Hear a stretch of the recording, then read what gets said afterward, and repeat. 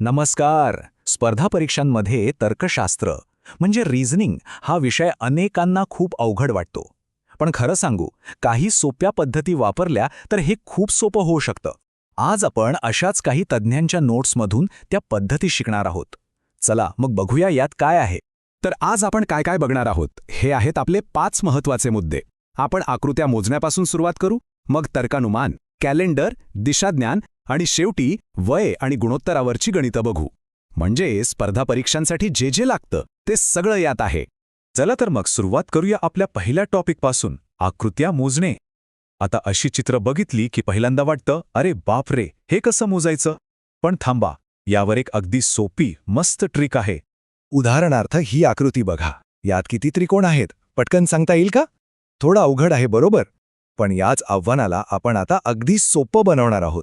आणि गंमत म्हणजे इथे एक एक त्रिकोण मोजत बसायची अजिबात गरज नाही. त्यासाठीच तर या नोट्स आहेत. यात एक असं सोपं सूत्र दिलंय की उत्तर लगेच मिळतं.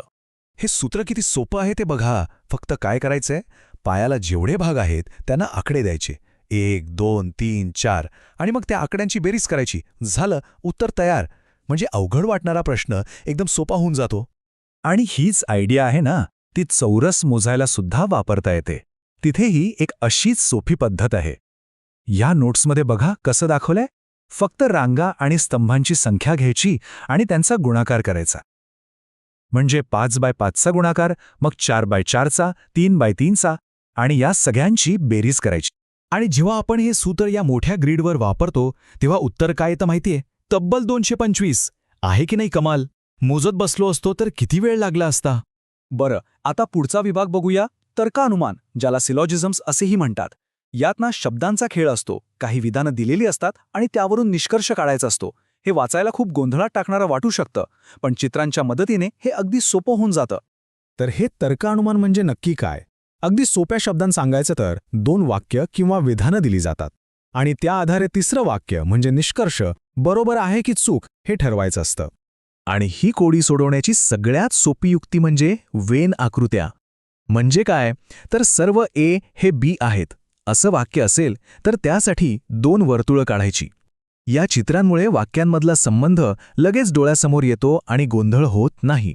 या पद्धतीचा सगळ्यात मोठा फायदा हाच आहे की आपल्याला अंदाजे काहीच करायचं नसतं. जे काही आहे ते चित्रात स्पष्ट दिसतं. निष्कर्ष बरोबर आहे की नाही हे आपण प्रत्यक्ष डोळ्यांनी बघून ठरवू शकतो. त्यामुळे चूक होण्याची शक्यताच नाही. चला, आता तिसऱ्या टॉपिककडे जाऊया. दिनदर्शिका. विचार करा, जर कोणी कोणतीही जुनी तारीख सांगितली, समजा 15 ऑगस्ट 1947, आणि विचारलं की त्या दिवशी कोणता वार होता, कॅलेंडर न बघता सांगता आलं तर? हे शक्य आहे आणि त्यासाठी एक सोपं गणित आहे. या सगळ्याच्या मागे एकच संकल्पना आहे, अतिरिक्त दिवस म्हणजेच ऑड डेज. म्हणजे काय, तर कोणत्याही दिवसांच्या संख्येतून पूर्ण आठवडे वजा केल्यावर जे दिवस शिल्लक राहतात ते. उदाहरणार्थ 365 दिवसांमध्ये 52 आठवडे आणि 1 दिवस उरतो. हा एक म्हणजे अतिरिक्त दिवस. बस, एवढं समजलं की काम झालं. या नोट्समध्ये बघा, हेच किती सोप्या पद्धतीने समजावून सांगितलं आहे. आपल्याला फक्त एका दिलेल्या तारखेपासून दुसऱ्या तारखेपर्यंतचे एकूण अतिरिक्त दिवस मोजायचे आहेत, प्रत्येक वर्षाचे, प्रत्येक महिन्याचे, आणि मग त्यांची बेरीज करायची. यात एकच गोष्ट लक्षात ठेवायची आहे. सामान्य वर्षात 1 अतिरिक्त दिवस असतो, पण लीप वर्षात 2 अतिरिक्त दिवस असतात. कारण लीप वर्षात 1 दिवस जास्त असतो, बरोबर? हा छोटासा फरक उत्तरामध्ये खूप महत्त्वाचा ठरतो. ओके, आता चौथा प्रकार, दिशाज्ञान. हे प्रश्न म्हणजे कसे असतात, समजा एक माणूस घरातून निघतो, उजवीकडे वळतो, मग डावीकडे वळतो, परत उजवीकडे वळतो, तर तो आता सुरुवातीच्या जागेपासून कुठे आणि कोणत्या दिशेला आहे हे शोधायचं असतं. आता यात होतं काय की सतत डावी उजवीकडे वळल्यामुळे आपला गोंधळ उडतो. पण त्यावर एकच रामबाण उपाय आहे जो या नोट्समध्ये पण दिलाय. तो म्हणजे प्रश्न वाचता वाचता एक कच्चं चित्र काढत जायचं.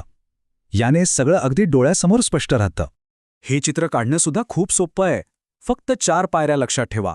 आधी दिशा ठरवा, उत्तर, दक्षिण, पूर्व, पश्चिम. मग जसा जसा माणूस पुढे जातोय तशी रेषा काढा. प्रत्येक वळण आणि अंतर नोंद करा. बस, या पद्धतीने उत्तर कधीच चुकणार नाही. आणि आता आपण आलो आहोत आपल्या शेवटच्या टॉपिककडे, वय आणि गुणोत्तर. हे प्रश्न वाचायला थोडे मोठे आणि किचकट वाटतात. यात 5 वर्षांपूर्वी वडिलांचे वय मुलाच्या वयाच्या तिप्पट होते अशा प्रकारची माहिती दिलेली असते. आपलं काम आहे ह्या शब्दांमधून एक सोपं गणिती समीकरण तयार करणं. या नोट्समध्ये दिलेलं हे उदाहरण बघा. इथे काय दिलंय? 2 व्यक्तींच्या आजच्या वयाचं गुणोत्तर आणि काही वर्षानंतर त्यांच्या वयाचं गुणोत्तर काय असेल ते.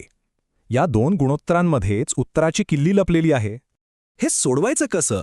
तर बीजगणिताचा वापर करून आपण आजचं वय x मानून समीकरण तयार करायचं.